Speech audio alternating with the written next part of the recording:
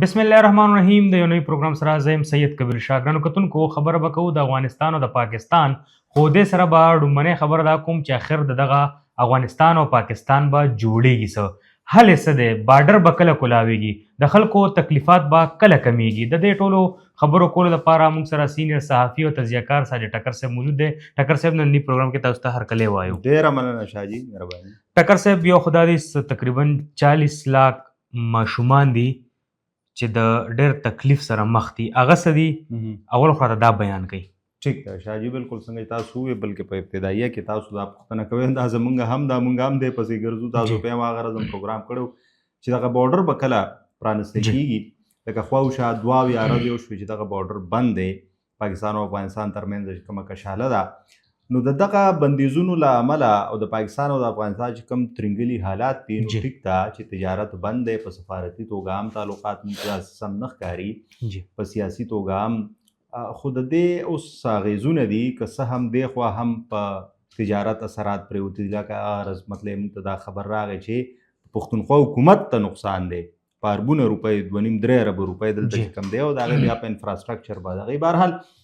اخوا چې کوم نقصانات دي نو موږ بیا دا وایو چې افغانستان یو لینډ لاکډ کنټري ده او د دې دواړو ملکونو په یو بل باندې انحصار دی او وي به نو اوس هلته هغه ورځ 13 ورځ تاسو په دې پلیټ فارم باندې موږ دا خبره کړې وه چې 15% خلک د بېروزګارۍ ښکاري او دا د افغانستان یا د پاکستان رپورټ نه دی دا د UN رپورټ دی صحیح دغه شان هم دغه رپورټ کې دا دی چې 90% خلک د خط غربت نه لاندې ژوند تیروي. نن یو بل رپورټ دی هغې کې دا وایي چې د دې حالاتو له وجې او د هغوی چې کوم پالیسیز دي د طالبان رژیم نو 40 لکه ماشومان د غذایي کموت یعنی قلت ښکار دي.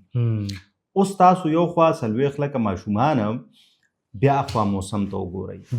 چې څومره سخت دی واورې ورېږي په ځینې ځایونو کې او سخت هلته موسمي یخ موسمي دغه رپورټ کې دا وایي چې په مجموعي توګه 1.15 لکه خلک چې کوم دی دا د بیلابیلو مسلو چې پای کې غذایي قلت یو ډېره لویه مسله ده د دې ښکار دي نو په دې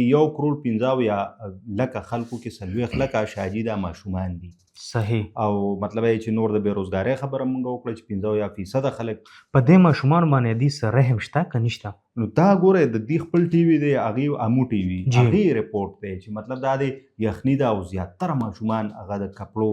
د نشتون ښکار دي. ټکر صاحب د افغانستان لخوا څه نوی بیان راغلی دی یو بل اکشن اخیستی شوی دی سیکرټ غوندې دی پټه غوندې اعلانیه داسې فلحال نه دی خو ګوره کله چې مذاکرات کېدل نو د پاکستان څه غوښتنې وې هغې لکه مطلب په ځینې تنظیمونو د هغې خلاف کاروایي کول دغه خپل سرحد داسې ساتل چې د دې نه څوک راونړي دراندازي ونه کړي بیا د دوی مطلب چې ځینې غوښتنې چې یو فتوا دې ورکړي نو 2 هفتې وړاندې یو فتوا مخې ته راغله 1000 علما کرام زر علما کرام هغوی فتوا ورکړه چې څوک پې هم دا خاوره نه استعمالي د دې نه بهر د کاروایانې نه کوي عسکري او که څوک کوي نو دا به باقاعده بغاوت تصور کېږي نو دا یو قسم له د پاکستان هغه غوښتنه وه اگر چې د پاکستان هغه رد عمل داسې سټرانګ نه و بهرحال دوی وي چې یو خوشایند دی او مثبت ګام دی خو دوی وي چې په لیکلې بڼه دې موږ ته یقین دهاني وکړي د هغې نه فلحال هغوی خو لږ شانتې ډډه کوي خو اوس ځینې راپورونه دا وایي ځینې تجزیهکار وایي چې هلته د ځینې خلکو خلاف هغوی ټیک ټاک کاروایي شروع کړي دي نو اوس دې لکه دا فتوا راغله بیا دغه کاروایانې نو ستاسو هغه په سر کې چې کومه پوښتنه وه چې لارې به کله کولاویږي نو که داسې د دواړو ترمنځه په سفارتي توګه یا په پس منظر کې خبرې روانې او د هغې په بنیاد دغه کارونه کېږي نو ښکاري داسې چې بیا انشاءالله العزیز حالات ښه طرف ته راشي. بله دا چې شاجي مونږ که ګورو که نه لکه په دې ریجن کې مونږ ته داسې د دې سیاسي اهمیت ډېر زیات دی نه صرف د پاکستان او افغانستان ترمنځه بلکې اوس د UAE چې کوم صدر دی شیخ محمد بن زید هغه را روان دی پاکستان ته بیا د قطر او مطلب چې د ترکی او د سعودي عرب او د هغوی هغه په مذاکرات کې منډې ترړې د دې دواړو ملکونو هغه چې کوم خپل تعلقات دي نو خو ډېر زیات د اهمیت وړ دي اگر چې فلحال فاصلې ډېرې زیاتې شوي دي او موږ ته هغه چینلز په نظر نه راځي که هغه سفارتي وي که سیاسي وي یا مطلب چې کوم روایتي چې کوم د دوی ترمنځ چینلز او د شخصیاتو په شکل کې نو هغه موږ ته داسې په نظر نه راځي خو که دغه اقدامات اوس مطلب امارت اسلامي کوي او پاکستان کنوینس کی نو بیا ښکاري داسې چې یاره دغه وشي هغه واوره ویلی شي یو قسم لا بل شاجي یو هغه ورځ ما یو ویډیو کته د انګلیش کرکټ ټیم چې کوم دی داګه کوېسچن نظر زراتلم یو ډېر مشهور کرکټر د افغانستان راشد خان داغه له خاصه بیان راغلی دی هغه بیان لک کتونکو سره شریک کړي بالکل کرکټرانو سره زمونږ د افغانستان خلک زمونږ د پاکستان خلک بلکې دا ټول ریجن که تاسو ګورئ ډېر زیات مینه لري بالکل او افغانان خو هم په کرکټ ډېر زیات مین دي کرکټ خوښوي بل هغه ټیم هم ډېر مضبوط دی لکه تاسو وګورئ د هغې پرفارمنس ته وګورئ بیا د هغې لوبغاړي تاسو وګورئ او بیا په هغې کې راشد خان وګورئ چې په انټرنیشنل لیول د هغه اوس په کرکټ کې یو مقام دی خو ویره ورسره پیدا شو ویره پیدا شوې ده او هغوی یو خبره داسې کړې ده نو خامخا لکه 40-45 کاله وشو چې افغانستان د بدامنۍ ښکار دی جنګونه پکې وشو مسلسل جنګونه پکې وشو خانه جنګۍ پکې وشو حکومتونه پکې په ځای نه ټینګېږي بدلونونه پکې راځي نو کیون پیټرسن چې کوم د انګلیش ټیم کیپټن دی وو نو هغې داسې ویډیو کړې ده د راشد خان سره چېرته بهر ورته وایي چې ته څنګه افغانستان کې څه صورتحال دی ګرځې را ګرځې په کوڅو یا په لارو کې نه ورتې نه مطلب خلکو سره ملاقات کوي نه بالکل نه زه ګرځم ما سره بلټ پروف کارډ دی نو هغه کیون پیټرسن حیران شي چې لکه بلټ پروف کارډ هغه ورته یو که نه هلته خو هغه بیا وایي چې لکه مطلب یې چونکې خلک یي که نه خو اصل کې مسله دا ده چې لکه خامخا هغه وایي چې هېڅ پته نه لګي چې څه هم کیدی شي نو دا موږ ته یو تصویر ښیي چې هلته حالات څه دي بهرحال راشد خان خو یو سیلیبریټي ده یو د کرکټ ستوری دی یو سټار دی نو تاسو که وګورئ نو سیلیبریټي خو چې کوم دی نو په پاکستان کې هم دی مونږ که وګورو نو شعیب اختر شو شاهد افریدي شو شاهد افریدي راځي خکلو ګرځي اوس چې کوم دی نسیم شاه دی نو لکه ګرځي په علاقو کې ګرځي نو لکه مطلب هغې سره خو بلټ پروف ګاډی مونږ نه کتو دا ستاسو خبره بالکل صحیح ده اگر چې سټارز لکه تاسو وګورئ شاهرخ خان بلټ پروف ګاډي کې ګرځي او داسې نور سټارز چې دغه کېږي خو د افغانستان خو قصه بدله ده که نه لکه حقیقت دا دی ستاسو دا پوینټ ډېر دغه دی نو هلته دا موږ ته د امن و امان او چې کوم صورتحال دی د هغې موږ ته یو تصویر ښایي خو هسې ټاکر صاحب لکه راشد خان له دا خبره په هغه ملک کې کول دا د خپل ځان موږ وایو که نه په پښتو کې جامې ویستل دی نو حقیقت دا دی ځینې خلک پې همدغه معنی اخلي لکه په هغه ګوره انټرنیشنل سټار دی یو زه خبره کوم نو زموږ څه دوره حیثیت شته نه خو که راشد خان خبره کوي نو هی از ا سټار هی از ا سیلیبریټي کروڑونه خلک یې ګوري نو لکه خامخا میسج به دا ځي چې خالته سړی بغیر د بلټ پروف ګاډي نه شي ګرځېدی نو سوال پیدا کېږي چې ولې یعنې مطلب دا دی یا دلته چې کوم دولت دی د هغه ریټ نشته عملداري نشته که نه بدامني ډېره زیاته ده که څه هم کیدی شي نو حقیقت دا دی چې دا یو د هغه دا خبره ډېر وزن لري چې او بل دا چې راشد خان خو وړوکی پلیر لکه مونږ ووایو چې دی نه لکه ټیک شو لکه به د پبلک نه هم لږه فاصله ساتي خو ستاسو خبره چې دلته خو پلیرز ګرځي داسې لکه یونس خان په کراچۍ کې ښه زموږ داسې ګرځي یا شاهد افریدی سوات ته ځي خیبر ته راځي پلاور کې ګرځي مردان ته راځي بونیر کې دغه راغلی نو شاهد افریدی راورسېد ټکر صاحب یو ملک چې ډېر هم خراب شي نو آیا لکه وطن خو خپل وطن دی نو بهر دا ویل لازمي دی چې زما په ملک کې دا کېږي نو ګورئ